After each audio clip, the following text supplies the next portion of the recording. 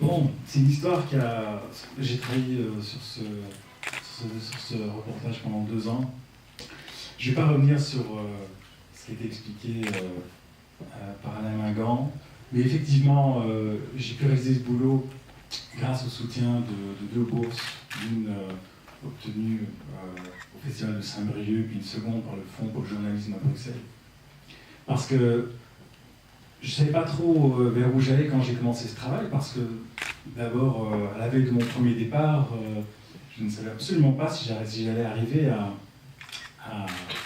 accéder à ce fameux mur. Parce que ce mur, on trouve quelques informations sur Internet en cherchant bien, mais il n'y a vraiment pas beaucoup de documentation. Donc, il m'aurait été difficile de convaincre un organe de...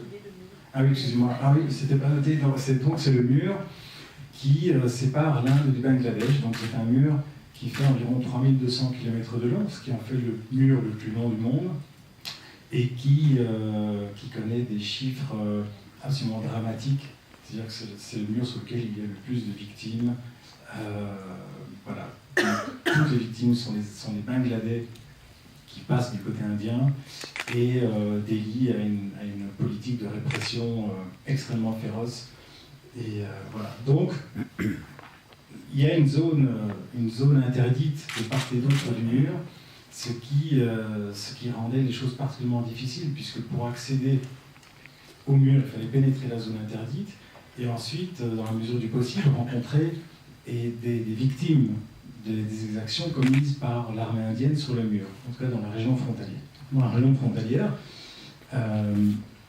Et là, c'est l'occasion pour moi de remercier les gens avec lesquels j'ai travaillé, c'est-à-dire des journalistes indépendants bangladais et indiens, mais également des activistes qui travaillent au sein d'organisations de défense des droits de l'homme, qui eux, quand même, ont pris un sacré risque, parce qu'au Bangladesh, personne ne peut se permettre d'évoquer les choses dans la presse, sous peine de réprimandes sérieuses du gouvernement.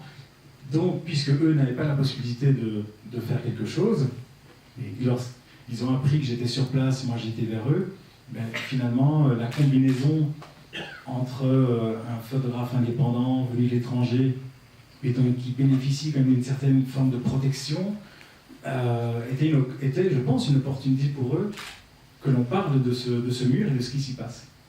Donc, au cours des séjours que j'ai fait dans la région, j'ai voyagé avec des journalistes et des activistes qui connaissent extrêmement bien le sujet, qui connaissent très bien les régions, et c'est eux qui m'ont fait rencontrer toutes ces personnes qui sont, d'une façon ou d'une autre, victimes de la présence du mur.